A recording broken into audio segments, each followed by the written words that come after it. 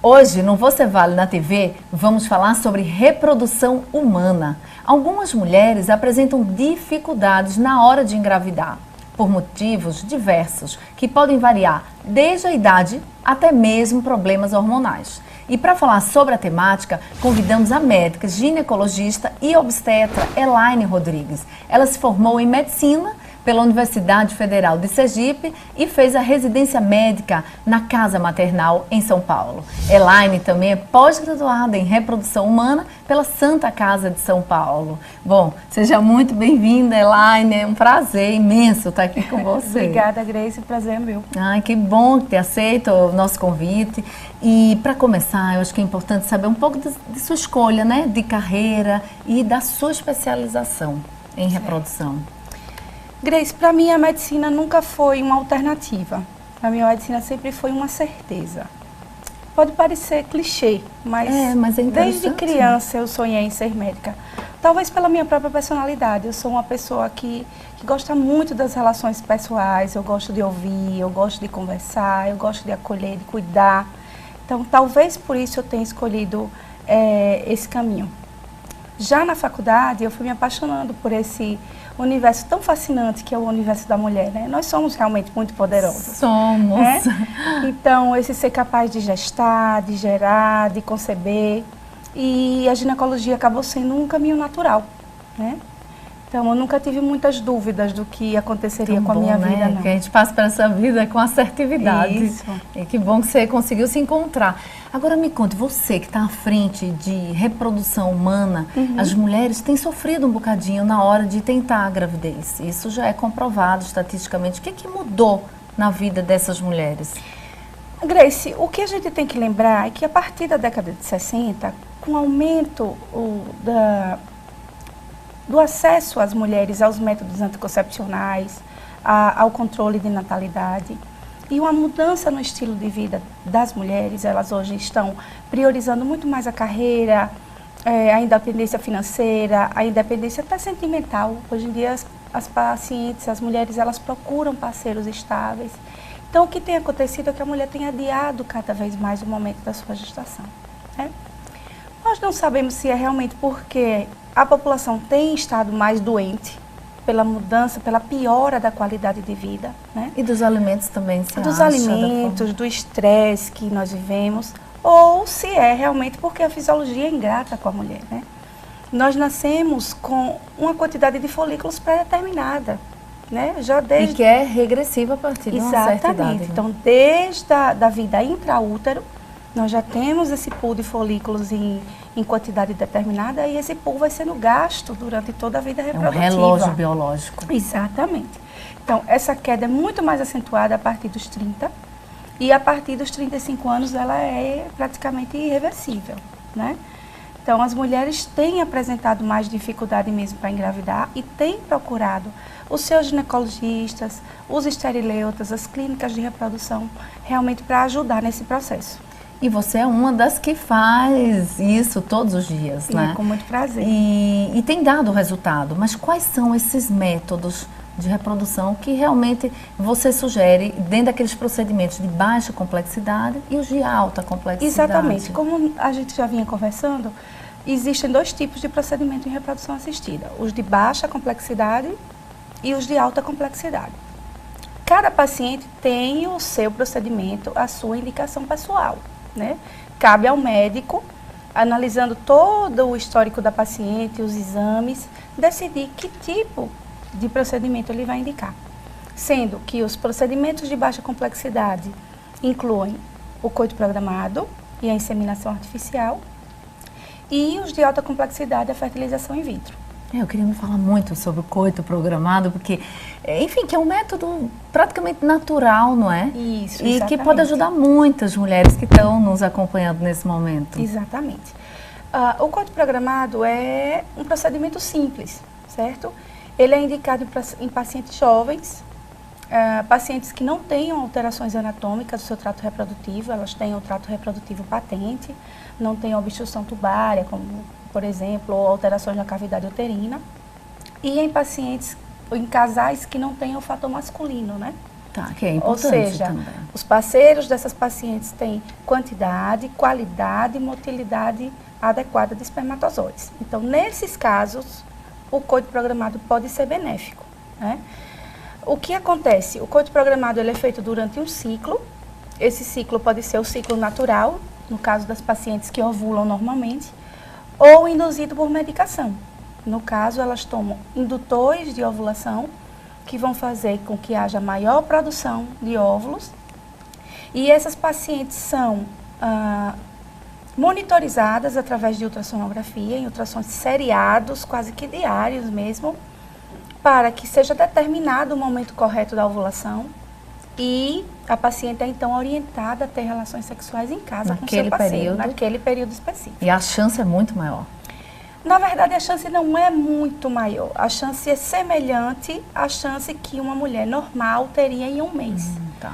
que seria por volta de 20%. Né? Tá.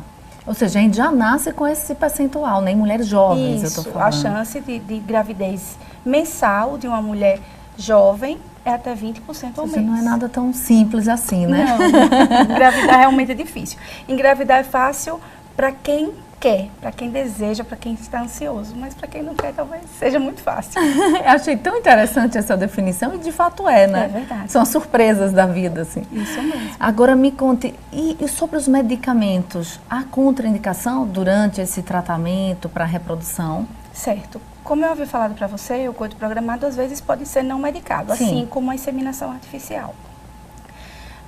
Essas drogas são drogas hormonais, né? Elas são usadas por curto período de tempo, dependendo do tipo de medicação, elas podem ser usadas de 5 a 10 dias, né? E elas têm realmente poucas complicações, poucas contraindicações, a não ser aquelas pacientes que realmente não têm indicação para gravidez, mas elas podem levar pela própria hiperestimulação ovariana, um certo desconforto abdominal, às vezes um pouco de retenção de líquido, mas nada que seja não contornável, né? No caso de um ciclo bem desenvolvido, bem observado, esses riscos são minimizados. Tá.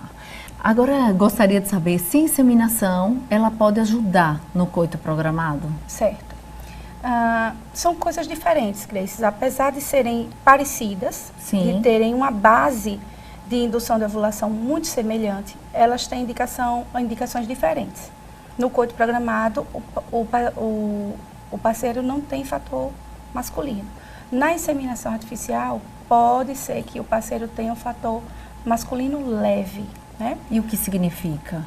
Ele pode ter alguma alteração não tão grave na produção de espermatozoides, ou na qualidade, ou na quantidade, ou na morfologia, e aí a gente pode dar uma ajuda. Como? A paciente é estimulada da mesma forma que no coito programado. Geralmente as medicações da inseminação são medicações injetáveis. Os ciclos duram mais ou menos 10 dias, assim como no coito programado, como eu falei anteriormente.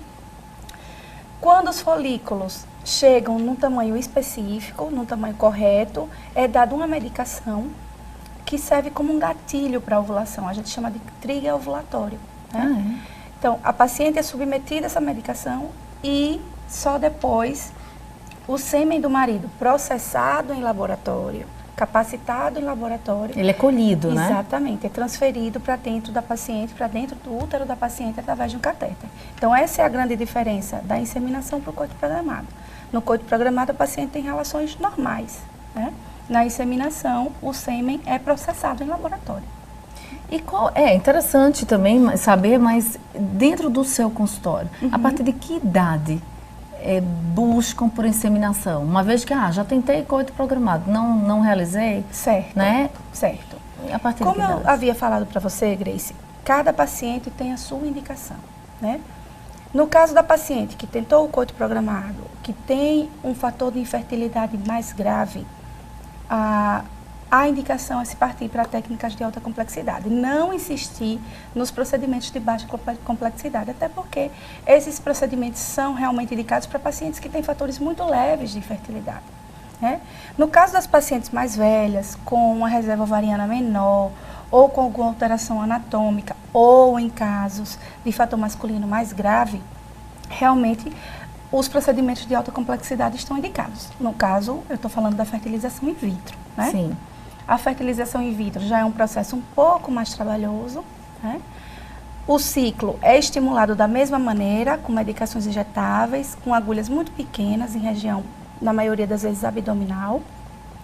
O ciclo de uso de medicação dura, dependendo da resposta da paciente, em média 10 dias. A paciente também é submetida ao trigo ovulatório e 36 horas depois ela vai para o centro cirúrgico, vai para o ambiente hospitalar, onde é feita a coleta dos óvulos, né?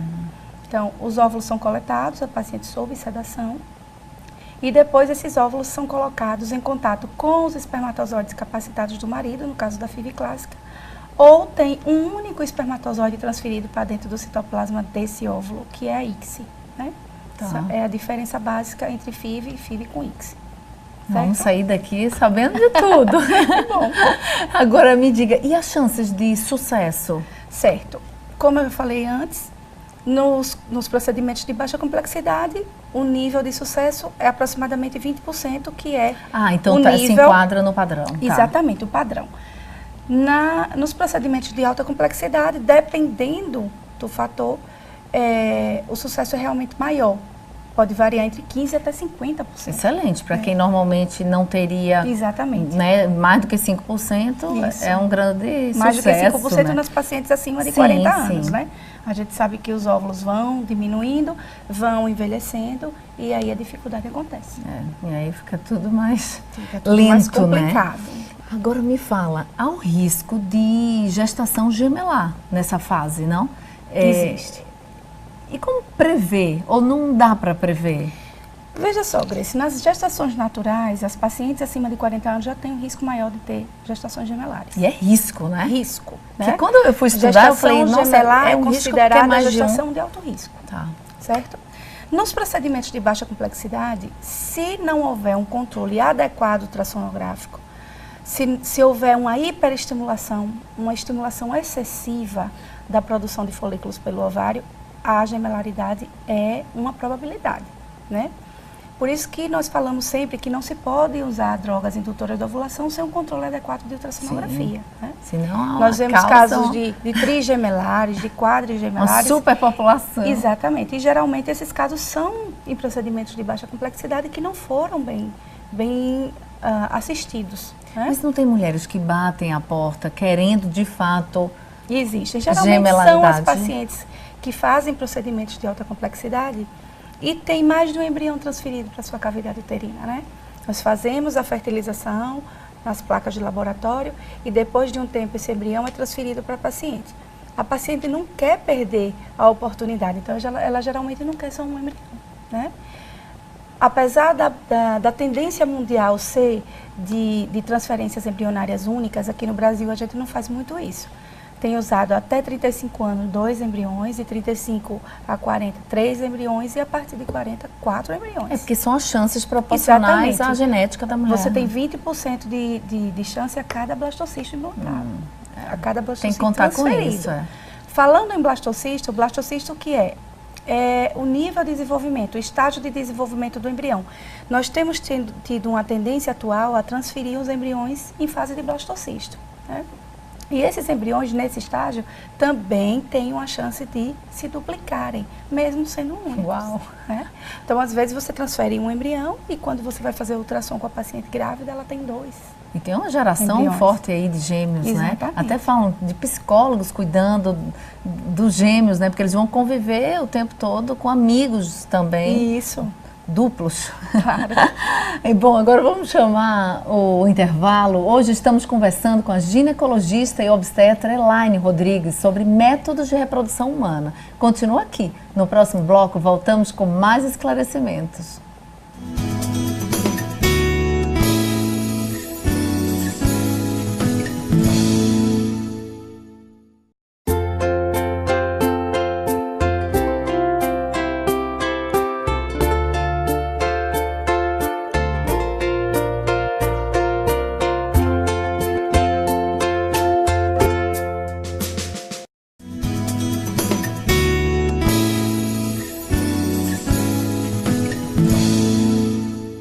Estamos de volta com Você Vale na TV. A nossa pauta de hoje é reprodução humana. Estamos falando sobre métodos de fertilização com a médica e ginecologista obstetra Elaine Rodrigues. Elaine, voltando a falar sobre fertilidade. Os hábitos da mulher comprometem a reprodutividade? Sim, Grace, comprometem sim.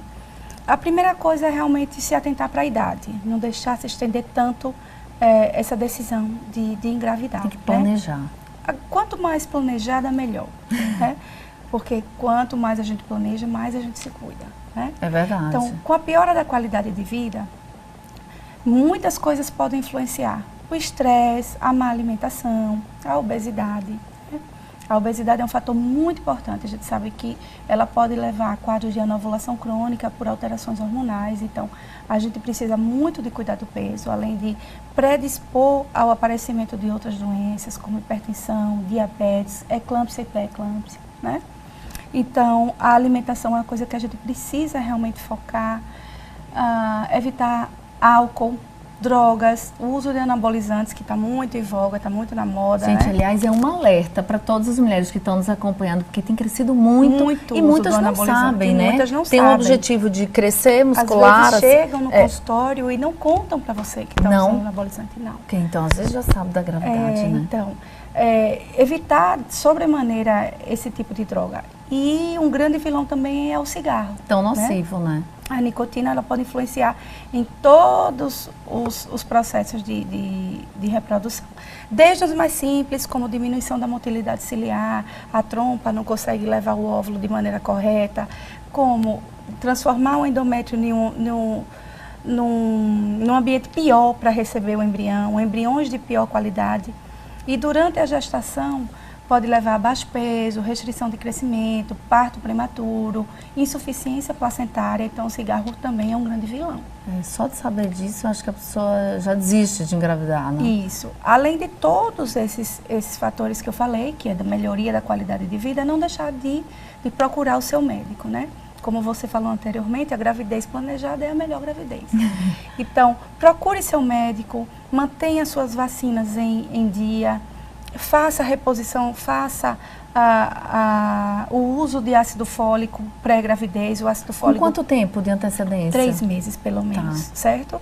O ácido fólico pode reduzir o índice de malformação cerebral, de defeito de fechamento do tubo neural, então é uma coisa importante a se fazer.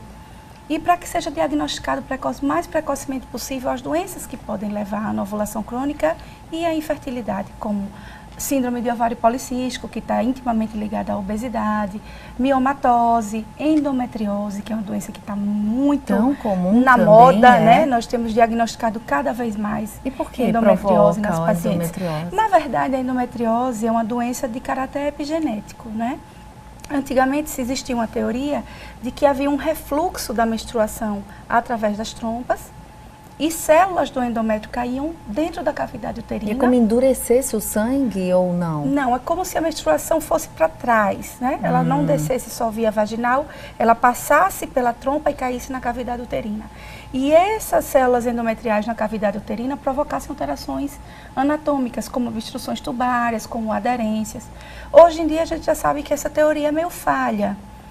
Com a melhoria de exames como a laparoscopia, a gente vê que tem pacientes que têm esse tipo de refluxo e mesmo assim não desenvolvem endometriose. Né? Tá, então pode estar livre, né? Uma predisposição genética, uma predisposição imunológica, cada paciente tem o seu tipo de perfil. Mas é uma doença muito prevalente, né? Na população de mulheres em geral pode chegar até 10%.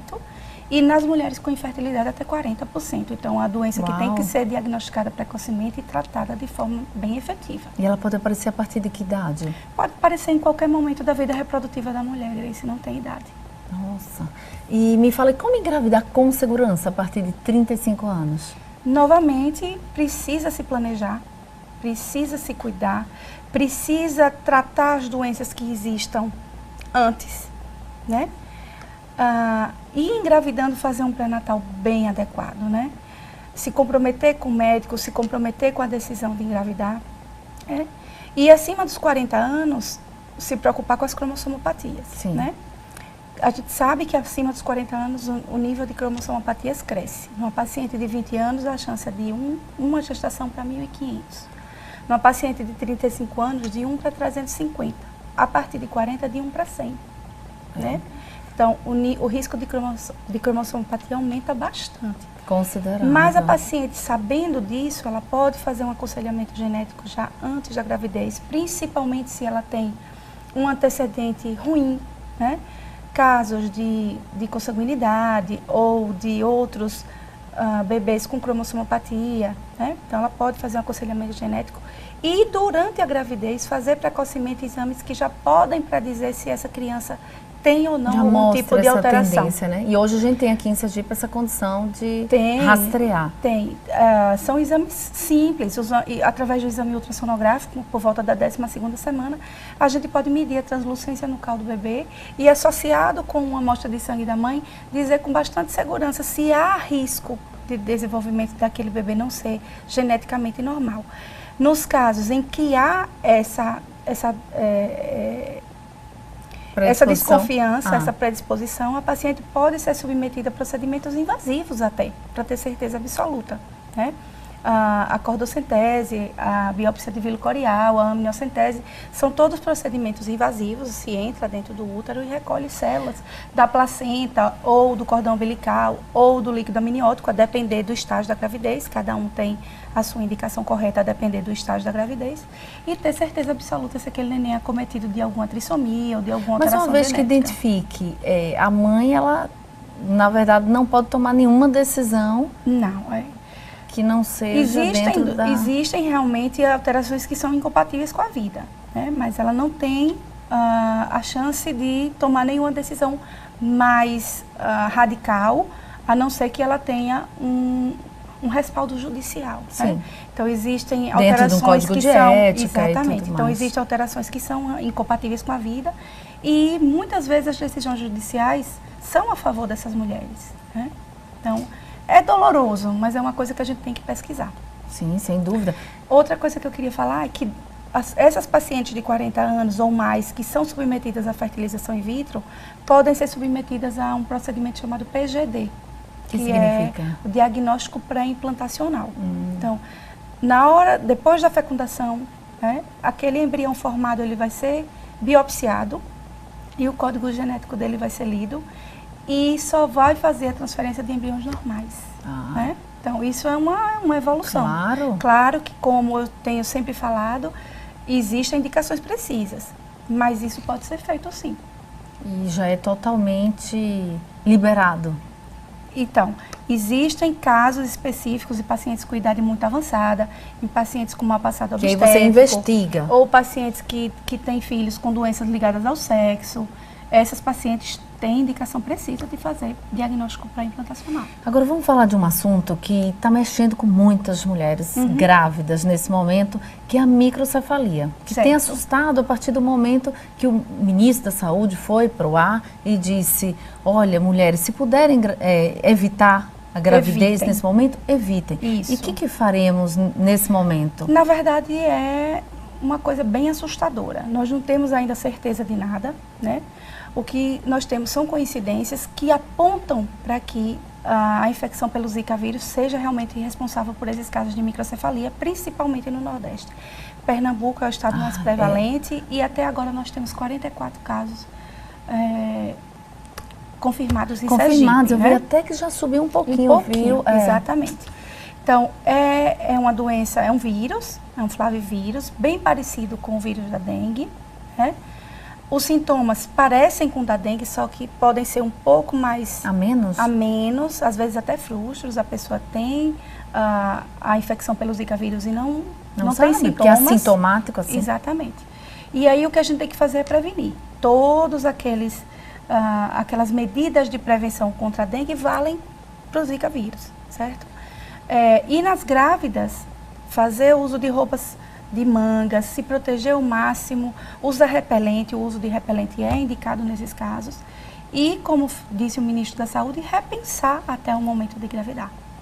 E cuidar dos focos, né, desses vetores em nossas casas. Exatamente. Aí é assustador, só de pensar. É mesmo. Bom, agora estamos chegando ao fim do programa. Acho que foi muito lúcido, assim, tudo que você trouxe aqui, porque muitas mulheres têm realmente essa vontade, né, de saber por que elas não estão engravidando nesse momento e querendo tanto, né? Enfim, então, por que você, Elaine Vale? Grace, você fazer da sua profissão um instrumento de cuidado, de carinho, de realização de sonhos, é uma coisa realmente sem preço, né? Você fazer parte da vida das pacientes em momentos de tanta fragilidade e ao mesmo tempo de tanta alegria, como da gravidez, do parto, é uma coisa muito gratificante. Eu espero fazer isso ainda por muito e muito tempo. Claro, eu digo a mulher que tem um filho, né, que ela Exatamente. é presenteada, contemplada, vê o mundo mais colorido, né? Eu que o diga, tem dois. É verdade, sua vida é muito mais, enfim, muito mais alegre, né? Isso mesmo. Que bom ter aceito o nosso convite. Foi importante ter você aqui com a gente. Eu que agradeço, obrigada pelo convite. Obrigada também. Olha, o Você Vale na TV desse sábado fica por aqui. Voltamos na próxima semana com mais um convidado especial. Lembre que esse espaço é democrático e é feito pensando em todos vocês que nos assistem. A nossa conversa de hoje pode ser revista pelo portal a8se.com ou pelo aplicativo Atalaia Mais. Além disso, estamos no Instagram e no Facebook. Os endereços aparecem aqui na tela. Sigam-nos e acompanhem todas as novidades do programa. Voltamos na próxima semana. Até lá!